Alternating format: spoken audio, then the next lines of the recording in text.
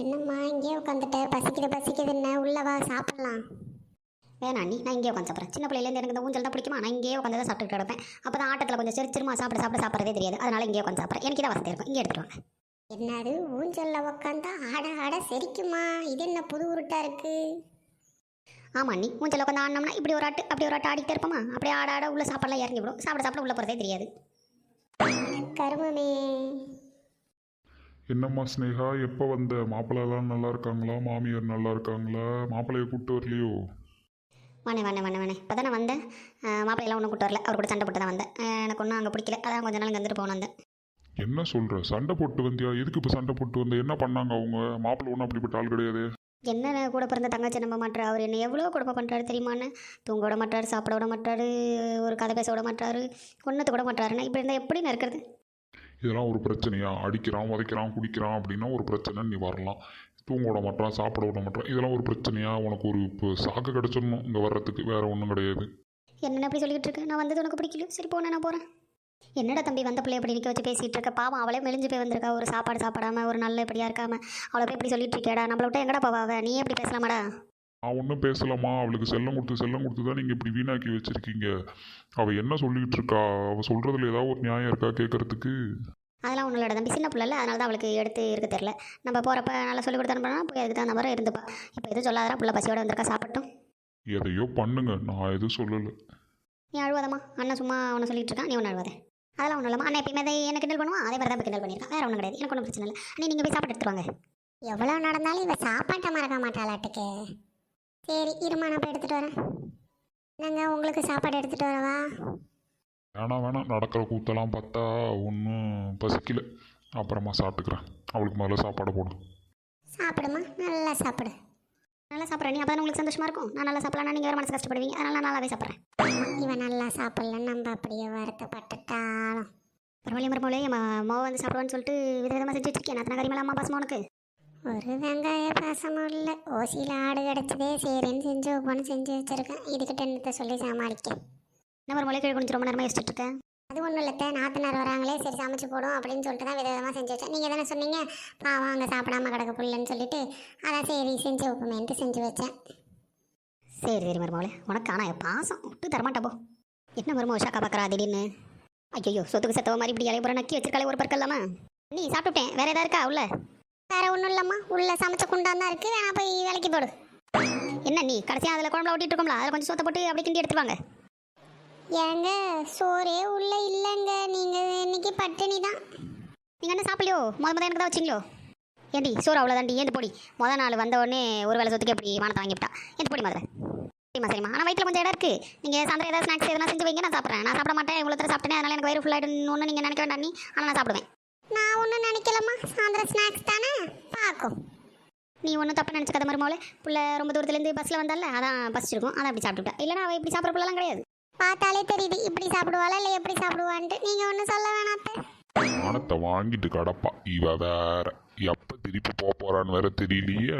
இவளுக்கு சமைச்சு போடுறதுக்கே நான் 1 மாதத்துக்கு 2 மாதத்துக்கு சம்பளம் ஒன்றா வாங்கணும் மாட்டுக்கு. ஓசியில் கிடைச்ச ஆட்டம் ஒரே வழியாக முழுங்கிட்டாலே, நம்மளுக்கு ஒரு பீஸு கூட மிச்சம் இல்லாமல் போயிடுச்சே. என்னக்காக இங்கே உட்காந்து தூங்கிட்டு இருக்கிறா? இல்லை கண்ணாடியை போட்டு வேடிக்கை பார்த்துட்டு இருக்காளா? ஒன்றும் தெரியல லட்சுமி, வா கிட்ட போய் பார்க்கும். இது சிட்டு தூங்கிட்டு இருக்கியோ? எக்கோ, ஆனால் தூங்கிட்டு இருக்கிற பிள்ளைய எழுப்பி தூங்குறியான்னு கேட்ட ஒரே ஆள் நீங்கள் தான்க்கா. அப்படி இல்லடி, மரத்துக்கடியில் உட்காந்து தூங்கிட்டு இருக்கேன். மதிய நேரம் தானே வீட்டில் படுத்து தூங்கலாமே, இங்கே உட்காந்து ஏன் தூங்கிட்டு இருக்க? அதனால கேட்குறோம். அதானே? அது ஒன்றும் இல்லைக்கா, காலையில் எங்கள் மாமியார் கடுப்பேற்றி விட்டு சமைக்க சொல்லிட்டு வந்துட்டேன்னா அப்புறம் போய் சாப்பிட்டேன். அதுக்கப்புறம் தூங்கலையான்னு கேட்டாங்க. சரி இப்போ அங்கே தூங்கினா பிள்ளைய வச்சுட்டு இருக்க சொல்லுவாங்க. அவனை என்ன கத்திட்டு இருப்பான். அவனை தூங்க வைக்கிறதுக்குள்ள பெரிய வேலையாயிடும். அதான் சரி ஒரு வேலையாக வெளில போயிட்டு வரேன் அப்படின்னு சொல்லிட்டு வந்து மரத்தடியில் உட்காந்து தூங்கிட்டு இருக்கேன். இப்போ நான் வெளியில் போனமா ஆச்சு, தூங்கின மாதிரி ஆச்சுல, வீட்டில் இருந்தால் தூங்க முடியாதுல்ல. அது என்னவோ கரெக்டு தாண்டி சிட்டு, கரெக்டாக பிளான் போட்டு தான் தூங்கிட்டு இருக்க, எங்களை மாதிரி மாட்டிக்காம. ஆமாம். உங்கள் வீட்டு கல்யாண கதை என்ன காட்சி? அட ஏன்ட்டி கேட்குற லட்சுமி, அந்த கேள்வி பூ வைக்கவே வராங்க அப்படின்னு சொல்லிக்கிட்டு இருக்கு. நாளைக்கு பூ வைக்க வந்தாலும் வருவாங்க. இந்த பிள்ளை அந்த பேச்சு எடுத்தோன்னே எல்லாரும் சாப்பிட்டுட்டு இருக்கும்போது அந்த கேள்வி அந்த பேச்சு எடுத்து போச்சு.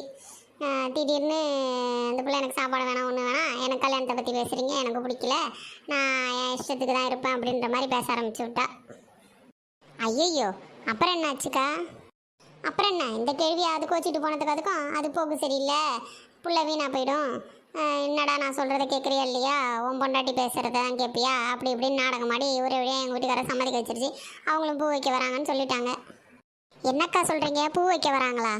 ஆமாம், எங்கள் வீட்டுக்கார்ட்ட நானும் பேசி பார்த்துட்டேன். அவர் நம்ம ஓடி போய் கல்யாணம் பண்ணிக்கிட்ட மாதிரி நம்ம பிள்ளைய நாளைக்கு ஏதாவது லவ்னு வந்து நின்றுடுச்சுன்னா நம்மளால் தாங்க முடியாது, ஒரு ஆதரவும் இல்லாமல் நின்றுப்படும். அம்மா சொல்கிறதே கேட்போம், அதெல்லாம் ஒன்றும் ஆகாது அப்படின்னு அவரும் சொல்கிறாரு. அக்கா சொன்னீங்க, வேற நான் என்ன சொல்கிறது, அது தலையெழுத்து எங்கே அமையணும்னு இருக்கோ அங்கே தான் அமையும். பார்ப்போம், மாப்பிள்ளை வீட்டிலேருந்து வரேன் இருக்காங்கல்ல, அவங்க வந்தாங்கன்னா என்ன செய்தின்னு தெரியும். நல்ல மனுஷங்களா இருக்காங்களா என்னன்ட்டு பேசி பார்ப்போம். அப்போ அஞ்சலக்கா வீட்டில் சீக்கிரமாக கல்யாண வேலை ஆரம்பிக்க போகிறீங்க. அப்படி இல்லை சிட்டு, முதல்ல அவங்க வரட்டும், வந்து பூ வைக்கட்டும், அதுக்கப்புறம் பார்த்துப்போம். அக்கா உமா வரா, ஆனால் சோகமாக வரா, என்ன கதைன்னு தெரியலையே, என்னாச்சுன்னு? வாடி உமா, என்னாச்சு? ஏன் மூங்குச்ச தொங்கப்பட்டுக்கிட்டே வரும்போதே அதை ஏன்க்கா கேட்குறீங்க? வயிற்றுச்சலை கிளப்பாதீங்க. ஏண்டி என்னாச்சு சொல்லு, சொன்னாதானே தெரியும். அது ஒன்றும் இல்லைக்கா, என் நாத்தனார் வருது, நல்லபடியாக சமைச்சு வை, மாமியார் வீட்டில் திங்காமல் கிடக்கு, இங்கே வந்தால் தான் நல்லா தின்னுட்டு போவோம் அம்மா வீட்டில் அப்படின்னு என் மாமியார் காலையிலே விட்ட போட்டுச்சு. சரி போனால் போதேன்ட்டு நானும் சமைச்சு வச்சேங்க்கா. ஆமாம், நம்ம கூட கறி வாங்க போனோம்ல, வாங்கிட்டு வந்து சமைக்க போகிறேன்னு சொன்னேன். அதுக்கப்புறம் என்னாச்சு? ஆமாம் சிட்டு, நானும் சரி பாவம் அப்படின்னு சொல்லிட்டு சமைச்சு கிமைச்சு வச்சேன். வந்தது சாப்பாடு போடுங்க அப்படின்னு சொல்லிச்சு. நானும் சாப்பாடு போட்டு வச்சேன். அதால் எவ்வளவு முடியுமோ அவ்வளோ தருத்தையும் தின்னுட்டு மீதியும் கொண்டாங்கங்குது.